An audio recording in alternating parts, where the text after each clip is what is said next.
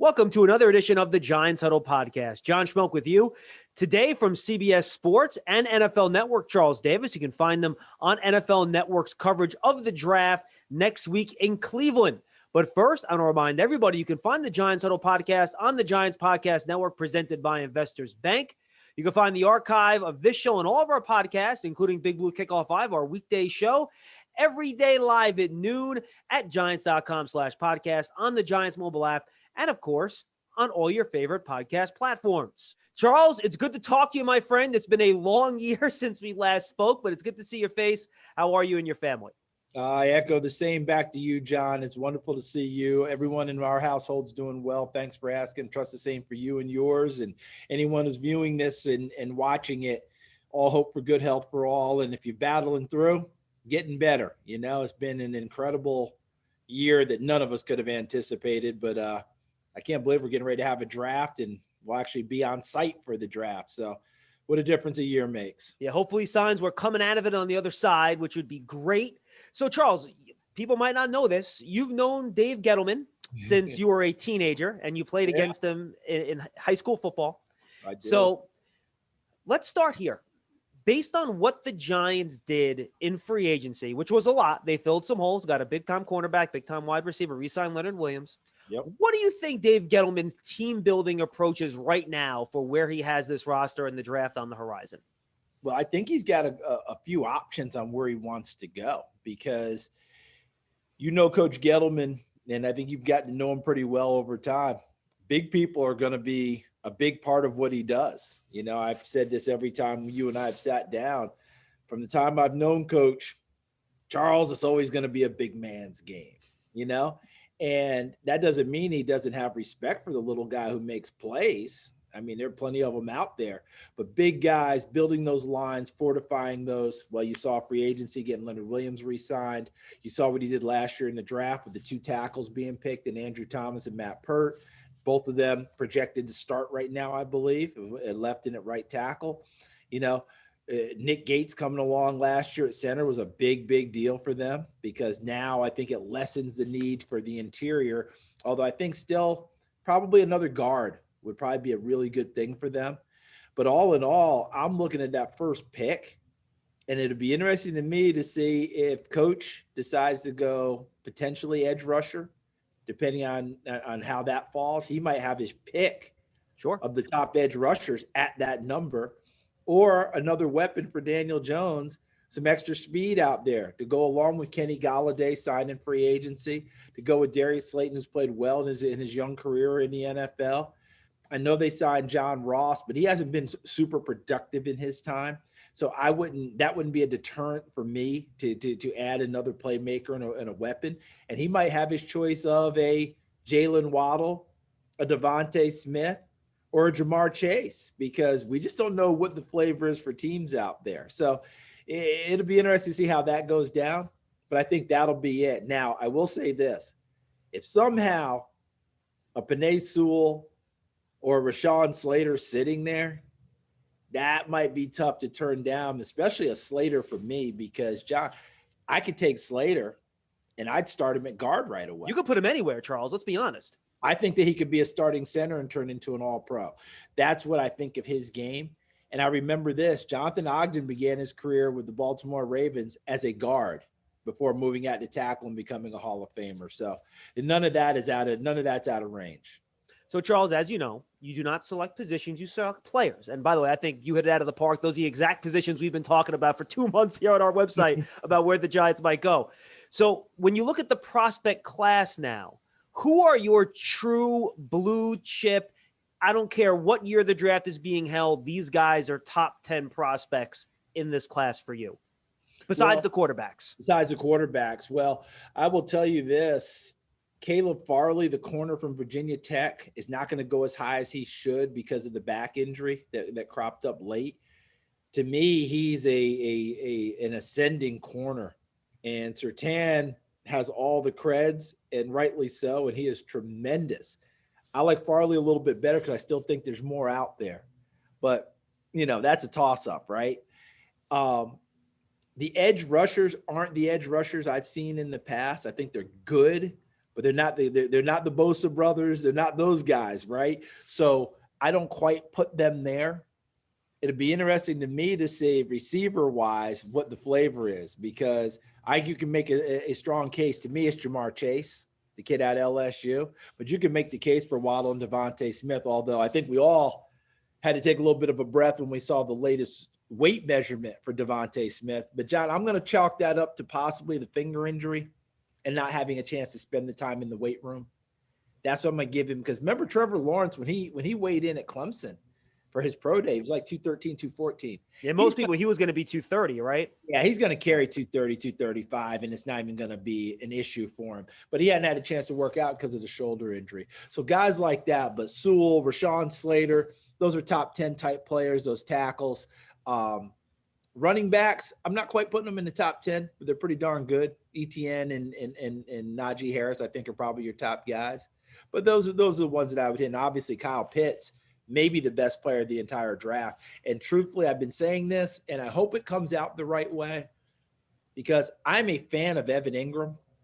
And I think that Kyle Pitts is the next iteration of what everyone's expecting Evan Ingram to be. Now let's see if Evan Ingram goes and becomes that guy, because the gifts are very similar. Now, one guy you didn't mention, Charles, is interesting, because depending on who I've talked to over the past month and a half, some people have him in the top 10, some people don't, right? And that's Micah Parsons. Linebacker, so people wonder about positional value. People worry about third down role too, right? He's really not been asked to cover a lot. And in the NFL now, on third down, linebackers got to cover tight ends and running backs is what they have to do. But he's such a good blitzer. So can he be, Devin White and send him out to the quarterback? So how do you view Parsons?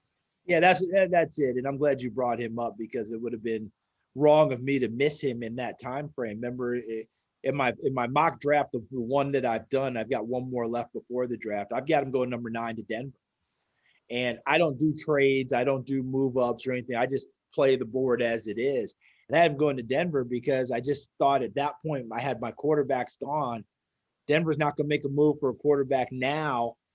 This kid is something. Vic Fangio is the coach. And what you pointed out to me is the big one. Dante Hightower made one of the biggest plays in Super Bowl history when he blitzed off the edge and knocked the ball free for Matt Ryan. They got lost a little bit in the comeback for New England, but that started it. That's what Parsons can bring you. Here's the thing. I've got him going 9 to Denver. I don't think it's out of line that 7 at Detroit could be a great landing place for him. New regime, new GM in Brad Holmes, who's already gotten his quarterback. Chris Spielman's there as a special advisor. We all know what Chris is like and what a tremendous player he was. And defense, toughness. Dan Campbell talked about it in his press conference. Wouldn't surprise me at all to get a player like Parsons, take him at 7. Although we know Detroit has a screaming need for wide receivers too. Yeah, I think that pick's interesting. I think Cincinnati's interesting. Do they go tackle? Do they go wide receiver?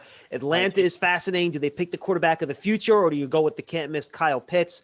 What are your big pivot points in that top 10 ahead of the Giants as Giant fans try to figure out who is going to drop to them at 11? I started 3 with San Francisco. I know everyone's got Mac Jones penciled in. I've got him there in my mock draft trying to read tea leaves. But I don't think that it's a flat-out lock that it's him, because if it were, I don't think Kyle Shanahan and John Lynch, the head coach and GM of the Niners, would have been at a second pro day for Justin Fields, a second pro day for Trey Lance. And John, who are we kidding? Why did they have the second pro days? For San Francisco. You think San Francisco had a little bit of a, if you had a second pro day, we would show up. Yeah, of course, duh. And but in today's world, that means everyone can show up, and that's good for all. But when you watch how Kyle Shanahan runs that offense, Mac Jones can clearly run it. But Justin Fields and Trey Lance, they can run it just as well. I mean, the ability to move, the ability to throw off a play action, the ability to throw off of the stretch run. Matt Ryan learned how to do that. His first year with Kyle Shanahan wasn't terrific, but he stretched. He got more flexible. He won an MVP and went to a Super Bowl. People forget Robert Griffin III. Great call. Before he decided I'm going to be a pocket guy and got hurt and all the other stuff, they were running it as well. So don't tell me Lance and Fields can't do that. That's right up their alley. So I'm not about to just say that that's a lock, but that's where I put Mac Jones for now, and that's why I gave Atlanta number 4. with Fields because of what Arthur Smith did with Ryan Tannehill and another movement, terrific athlete. People forget about Tannehill being a wide receiver at Texas A&M. He's a tremendous athlete. This kid is every bit of that and maybe more. Yeah, I think it'll be interesting to see where those teams go. If there's going to be, you asked me about the pivot points. Yeah, pivot points. 3 at San Francisco. Sorry about that. 3 at San Francisco, 4 at Atlanta. Do they go quarterback, as you said? Do they go Pitts? Do they do whatever? 5 at Cincinnati, because conventional wisdom says offensive tackle. But what if they go wide receiver or Pitts is sitting there, right? Now Detroit becomes okay. What if Detroit goes Parsons at 7? They can trade too, right? I mean, they might want to move down to get picks. Someone might come up and say, I got to have Lance before I let him drop, or Fields before I let him drop. All these things start to kick in. Those are pivot points. Denver at 9 is going to be one. I think the Giants at 11 is one. What if you go edge rusher and leave a receiver out there? What if you go receiver and now someone gets the first bite at the edge rusher? Philadelphia at 12, you feel like they're dying for a receiver. Do they have to sit there, or are they still a candidate with Howie Roseman to be aggressive and maybe make a move up to get one of those big 3? Who knows? You mentioned edge rushers, Charles, and I'm with you. I think every one of these guys has some sort of red flag on them that makes you worry. For me, if you just watch the tape and you take out all the injury stuff, I think you can make the Jaylen Phillips argument for top 10 talent. He's the one guy for me. Who's the one guy for you that if you were going to make that case for the Giants at 11 as an edge? And again, I don't have that information about the field stuff. The front offices do, so I leave that aside just off the tape. What's the one edge rusher, if you would make the case for the Giants at 11, pick that guy, which one would it be? If my doctors clear him, it's Jaylen Phillips. He's my best edge rusher, that I've seen off of the tape because of his ability to move, bend, off the snap. We use those buzzwords like crazy. He's twitchy. He's this. This kid's athletically gifted, okay? And I think there's plenty more there. The key is going to be, what does my medical tell me, because of the concussions at UCLA and the injury he had to actually get away from football to come back. But if my doctors are like, thumbs up, he's my guy. I do think that Kwity Paye is probably a safer pick because of the body. That's a strong, well-constructed young man. And there's something about these Michigan kids. They don't put up huge numbers rushing the pass or doing things. His were good, but they're not what you would expect from an elite edge rusher. I think part of that was Don Brown as a defensive coordinator, such a blitz guy. People coming from all over the place, all that. It's not your front that's just going and getting the quarterback. So sometimes you don't get the numbers that you would accumulate. Greg Rousseau from Miami, people want to knock him down because of his pro day. Well, he's been away from the game. Not every opt-out kid comes back exactly sparked and ready to go. I think that he will ascend and get better. Former wide receiver. I think his numbers are better than what he showed at Pro Day. But that Pro Day definitely hurt his stock a little bit. But don't be surprised if he still goes in the first round, because when I think of a pass rusher and turn on that 1 year of tape, oh, my goodness. That kid's something. You can see why he was a former wide receiver by his body movement. You mentioned Waddle and Smith. There could be a chance the Giants have one of those guys on the board. Heck, maybe both somehow fall. If Parsons and Surtain move up, 5 quarterbacks go, both offensive linemen. They could be staring at Smith and Waddle at 11. Is that simply, Charles, and the expression I've been using all month is a chef's choice?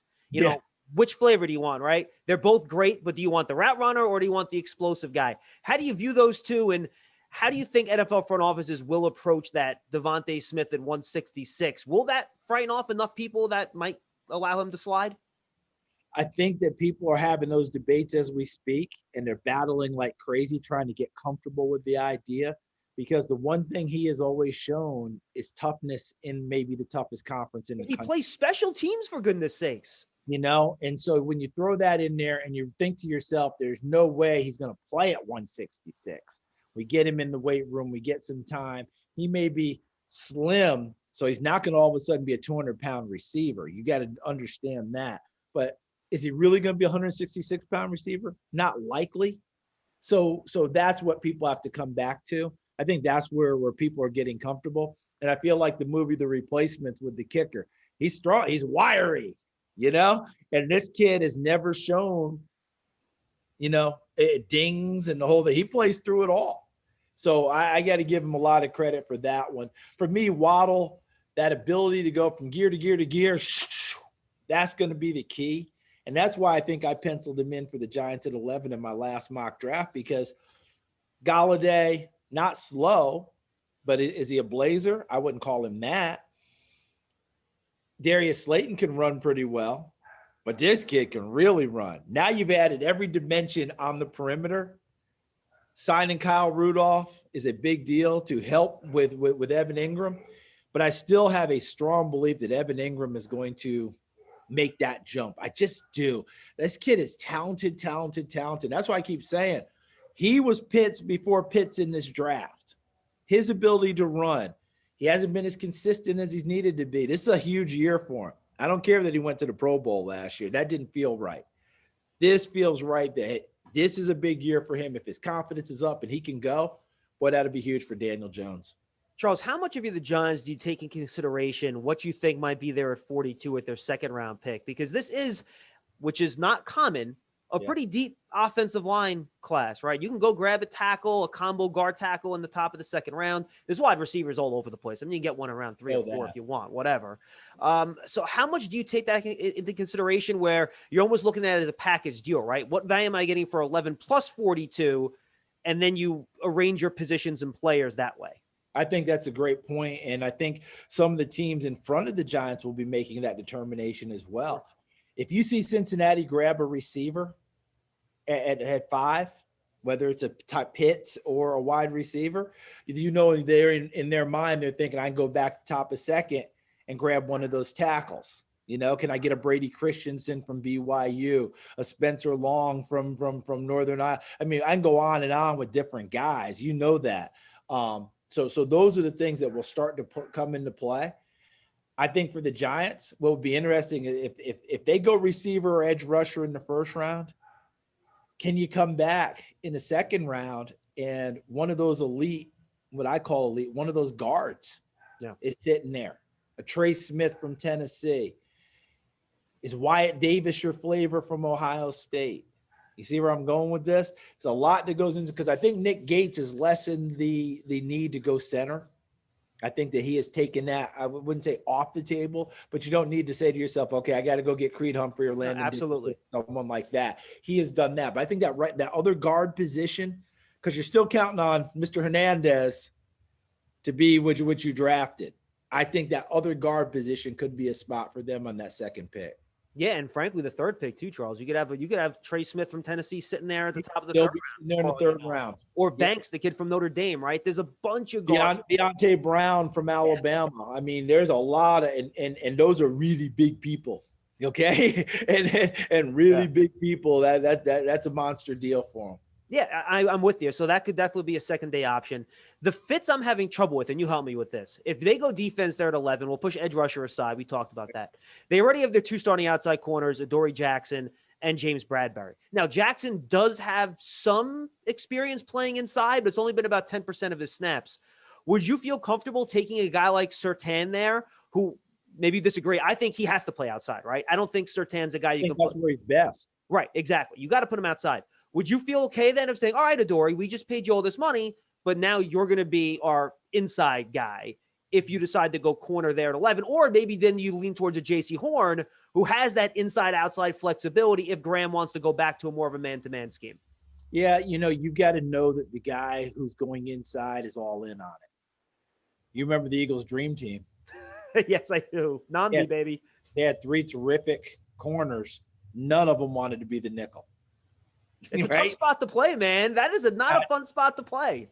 That two-way go, what your eyes are seeing too much, too fast, all these things. Support, all that stuff. If you're not comfortable with it, it doesn't work. So what looked on paper like a phenomenal deal, when they're like, okay, who's going to play the nickel? All 3 of them looked at each other like – and it's not from courage. It's not out of the fact that they couldn't comfort zone. This is where I made my bones. This is where I'm really at my best. This is where I'm at my peak. So that's what they would have to make a decision on and doing that. But you'll have guys that'll pop up in this draft that I think that later on could be some pretty good nickels. Elijah Molden may not go in the first round, but he's probably the best, most pro-ready nickel right now. Now, to expect him to last in the second round all the way to the Giants, that's probably a lot to ask. but he's going to be a pretty darn good nickel player in there. And then you got some of these safeties who have those nickel qualities as well, like a Javon Holland out of Oregon. That can also do it, kind of like a Malcolm Jenkins who came out of Ohio State. I'm a corner. Malcolm, we don't know you. I'm not sure if we're fast enough. I'm a corner. By the end, okay, I'm a safety. And he became an all-pro, Pro Bowl safety and gave you flexibility to be able to go into the slot and deal with people as well. Tyrann Mathieu, that type of a player. So I'm talking about the top of the food chain guys, but there will be guys like that will present and give you that flexibility, but whether they're listed at corner or whether they're listed at safety. And then how does Parsons fit into a 3-4 scheme with Blake Martinez, who really did a great job as the Giants' Mike last year? Because I see Parsons, at least on first and second down, as a Mike-type linebacker, right? Sideline to sideline. He's great run fits, all that stuff. And then how do you just see those two guys kind of fit together in a 3-down scenario in the Giants game? Yeah, you're going to be most of the time in a nickel sub package anyway. So that's where your fit comes in. You play to the best strengths of that. You have Martinez running your defense. You have Parsons roaming your defense. You bring him off the edge, his ability and speed to be able to go out there and cover people. You've got flexibility like that because Patrick Graham is not going to be in a base defense very often anyway. Who is? No one is. Like we list base defenses and then we all laugh at each other. Like, why are we doing that? It's not going to last long. Biggest fight I had with my crew last year for TV was fighting about adding the nickel into the starting lineups. Because for most of us coming up through the ranks, it's 11 guys on the field. Yeah, I know that. But this guy's going to play as much, if not more, than one or two of these guys. So why don't we just start listing the nickel? And I think before long on our TV lineups and all, we're going to be listing nickels. We're going to be listing the sub packages. We're going to be doing all sorts of things with it. Yeah, a lot of times that Sam linebacker plays 15 snaps, and then the nickel's on the field for 85%, and you're like, oh, how about that? Anyway. All right, two more questions, Charles. Before we ask you for your fun prediction, let's go here. What's the trajectory right now for where the Giants are? We saw the progress last year with Joe Judge. I think everyone was very happy with the production he got out of the talent that was on the field. And he tried to settle what's been a tumultuous few years for the organization. Now they make these big additions into free agency. They're committing to these young players they brought in. This is now the core for a couple of years now. What's the trajectory for the franchise? I think it's a good trajectory. What's going to determine everything when it's all said and done, Coach picked Daniel Jones to be the quarterback. He picked a mature kid, a kid who's going to be able to play through adversity, all those things. For Daniel, and this isn't, earth-shattering, he's got to quit creating his own adversity. He's got to take care of football, and if he does that, my goodness, everything else is there. You see it. You see him throw the football, see him running the football. We can laugh all we want about him tripping against Philadelphia last year. But how gorgeous was that when he was out in open field? Running away from defensive backs. Thank you. So all of it is there, and they're continuing to build around him. The defense is coming along. I thought it was a big deal, Leonard Williams getting re-signed. That said a lot because to me, that's him telling other people, I like what we're doing here. Because the opportunities and all. No, I like what we're doing here. This is good. This isn't just simply a money thing. This is a good deal. And Joe Judge came in and did exactly what he was hired to do. Give that team direction.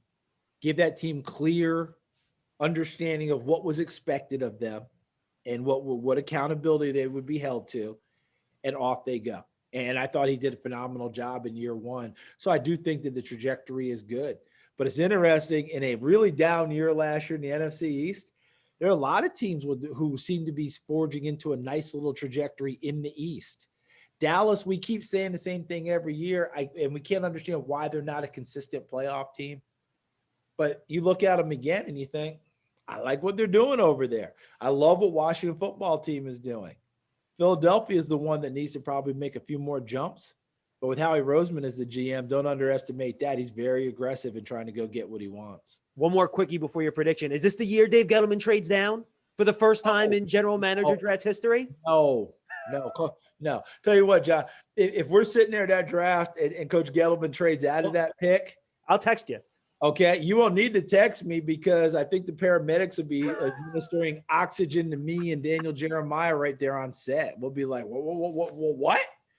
Yeah, in other words, Daniel Jeremiah will be making that right turn on a NASCAR track, right? Yeah, I heard you guys have that. now that he knows a third of the races are on road tracks, I was like, DJ, why don't you talk to me before that? I know it's weird to talk to me about NASCAR, but even I knew that one. Come on. Okay, so yes, yeah, I did. I don't know anything about NASCAR. Even I knew that part. I mean, but I was just giving him grief, but it turned out to be a great thing because, it turned into more funny stuff. But Coach Gettleman has not done that.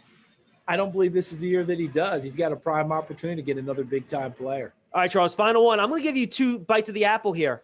Give me 11 and 42. Give me the double whammy. First 2 picks of the Giants in this year's draft. You can do it with your mock, or you can go off the rails a little bit. Have some fun. Well, listen, I did my mock, and I gave you Jaylen Waddle there. I'll switch it up for this one and say edge rusher and go Kwity Paye from Michigan, okay? And then come back at 42. I'm going to get that big monster out of Notre Dame, Aaron Banks. I'm going to plug him in. He's going to start day 1 for me. Charles, you said Dave Gettleman thinks big people win games. Those are 2 big fellas that'll help the Giants offense and defense. Great stuff, my friend. We really appreciate it. We'll talk to you soon. All right, Charles, good luck on coverage of the draft with NFL Network. Thanks a lot. Always great to see you. You take care. Tell everyone hi for me. I will do that. That's another episode of the Giants Huddle Podcast and the Giants Podcast Network presented by Investors Bank on the Giants Podcast Network. You can find it at the Giants mobile app at giants.com/podcast and your favorite podcast platforms. For Charles Davis, I'm John Schmeelk. We'll see you next time, everybody.